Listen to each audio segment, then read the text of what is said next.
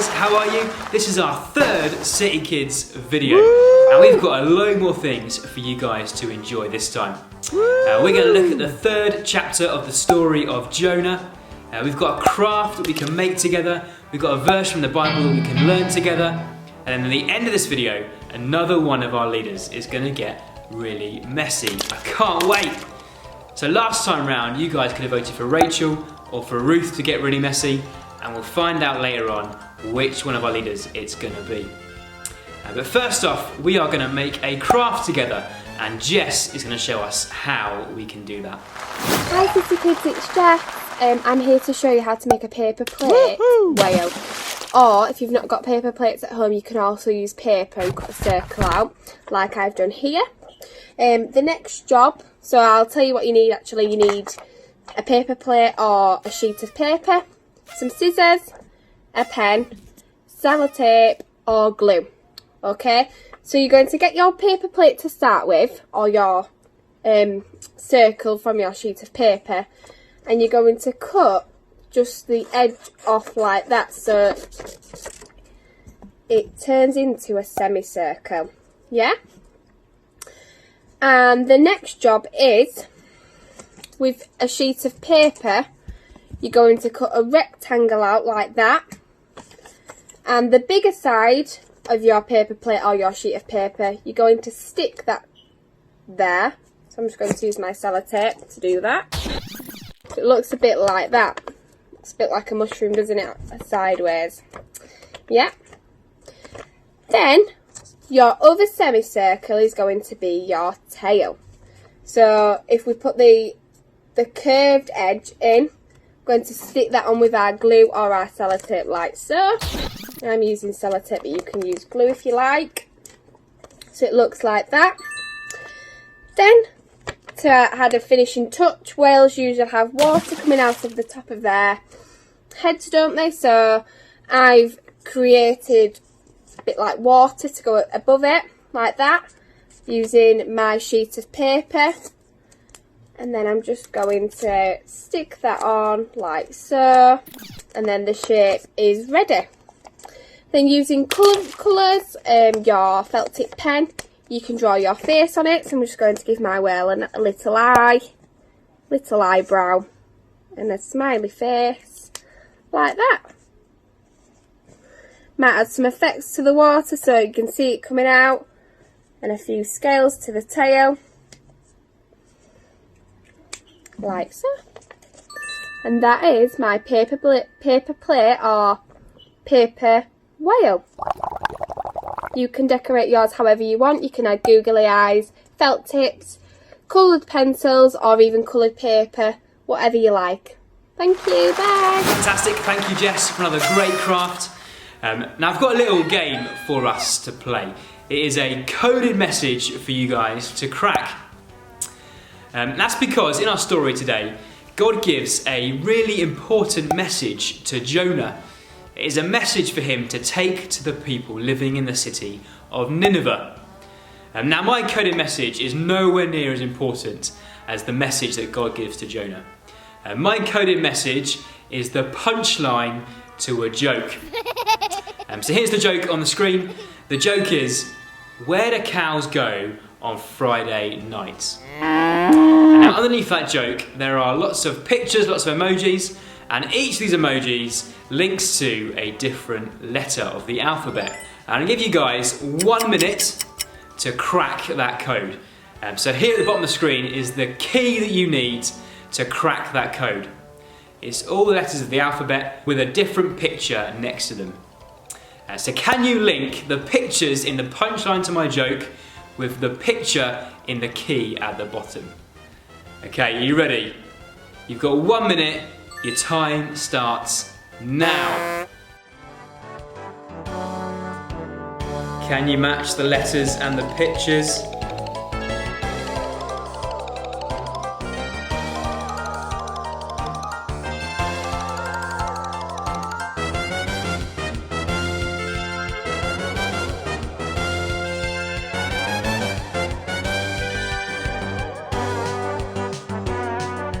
Okay, you're halfway, you've got 30 seconds left.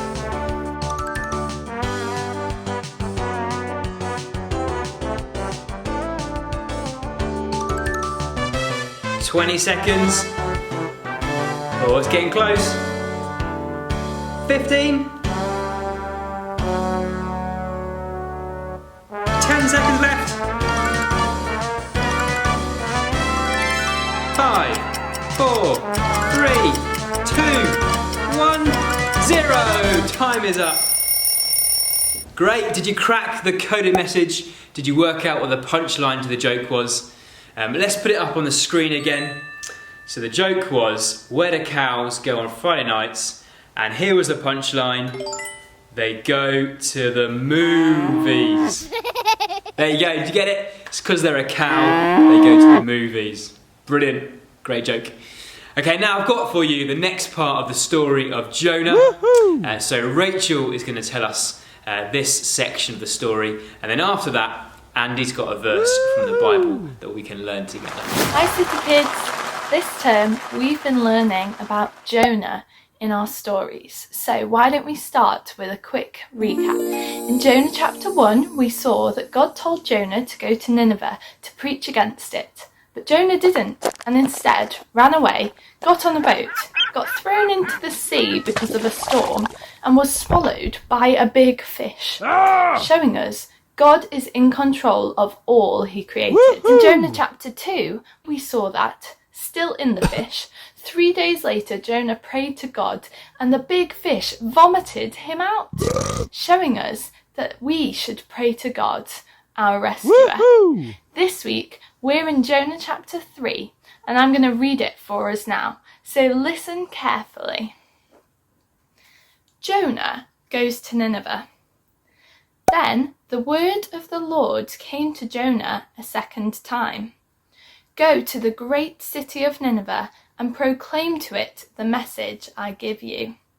Jonah obeyed the word of the Lord and went to Nineveh. Now Nineveh was a very large city. It took 3 days to go through it. Jonah began by going a day's journey into the city, proclaiming, 40 more days and Nineveh will be overthrown. The Ninevites believed God. A fast was proclaimed, and all of them, from the greatest to the least, put on sackcloth. When Jonah's warning reached the king of Nineveh, he rose from his throne, took off his royal robes, covered himself with sackcloth, and sat down in the dust. This is the proclamation he issued to Nineveh. By the decree of the king and his nobles, do not let people or animals, herds or flocks, taste anything. Do not let them eat or drink, but let people and animals be covered with sackcloth. Let everyone call urgently on God.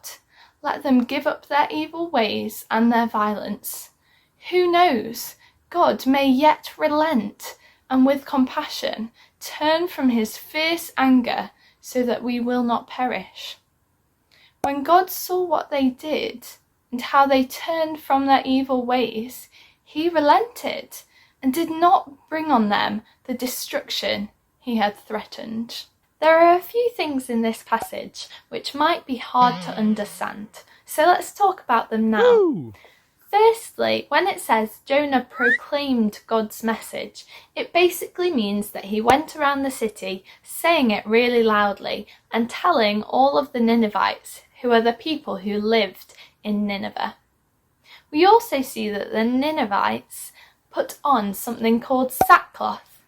This basically means that they took off their really nice clothes and put on basically sacks to show that they were sorry and sad. We also see that they sit in piles of dust and ashes, and that they stop eating food. They did this to show God how they had changed and that they now thought that he was more important than themselves. The Ninevites recognised and realised what they had done wrong, that they had ignored God and sinned, and so they repented, which means that they wanted to stop ignoring God and start following him. Now we understand all of these things, let's recap this week's story. First, we see God tell Jonah to go to Nineveh and give them a message. Jonah obeys God and goes to tell the Ninevites that in 40 days they will be overthrown. The Ninevites believe Jonah and they put on sackcloth and stop eating to show God that they have changed and that they want to follow him rather than doing the wrong thing. And finally, at the end of the passage, we see that God forgives the Ninevites because they've repented and shown that they are sorry, and so he doesn't destroy them as he said he would. What can we learn from this passage? Well, this passage shows us that God, our rescuer, gives us a second chance. But not only a second chance, a third chance, and a fourth chance, and a fifth chance, and a sixth chance, and it goes on. Because Jesus died on the cross, taking the punishment for our sin. It means that if we believe in Jesus and turn away from sin and towards God, like the Ninevites did, God will forgive us. How great is that? Tune in 2 weeks' time to hear about Jonah Chapter 4 and Jonah's reaction to God relenting. Snap, snap, snap, snap, snap, snap. Ah, help! Save me! You called? Yes, help! Please, save me!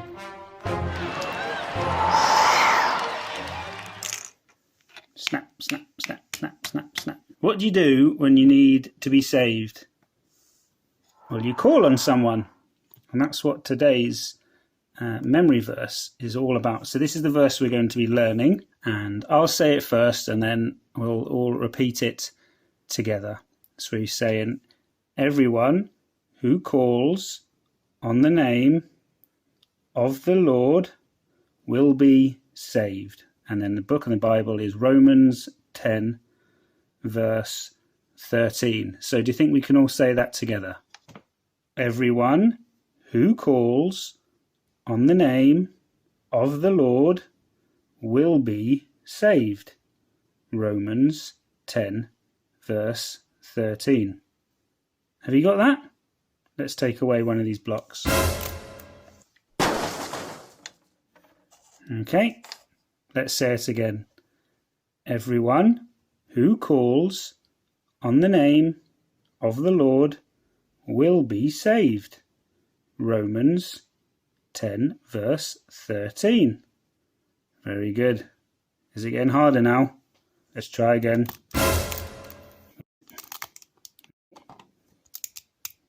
We'll leave that one in. So everyone who calls on the name of the Lord will be saved. Romans 10, verse 13. Should we make it a bit harder? Let's go again. Everyone who calls on the name of the Lord will be saved. Romans 10, verse 13. Should make it harder again. Everyone who calls on the name of the Lord will be saved. Romans 10, verse 13. Do you think you can say it on your own? If we take this one out. Okay, after 3. 1, 2, 3. Everyone. Romans 10, verse 13. One last time with them all back in. After 3. Everyone who calls on the name of the Lord will be saved. Romans 10, verse 13. See if you can remember that this week. Fantastic, thank you guys. That was great. Now last time in our video, Anna got a bucket of porridge poured all over her head. It was brilliantly disgusting, I loved it. And at the end of her gunging, she nominated 2 leaders for you guys to vote for. So you could have voted for Rachel or you could have voted for Ruth. We got loads of votes in and the winner was Rachel. So now we're going to go over to her house and she's going to get really messy.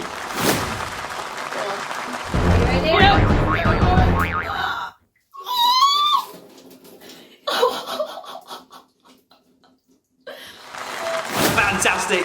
I love a good gunging, brilliant.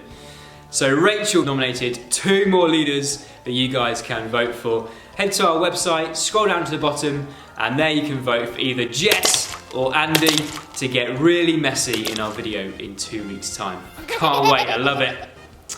Now before we go, I've got 2 activity sheets to show you. I've got one here from Holly, one here from Jemima. Thank you guys, they are awesome. Now don't forget, once again, we've got another activity sheet as well that you can download and print and colour in and make look beautiful. If you haven't got a printer at home though, just drop us a text and we will bring one round to your house. And then you can take a photo of it, you can text it to us and we'll add it into our video in 2 weeks' time. But that's it for this time. We will see you again in 2 weeks. Bye-bye.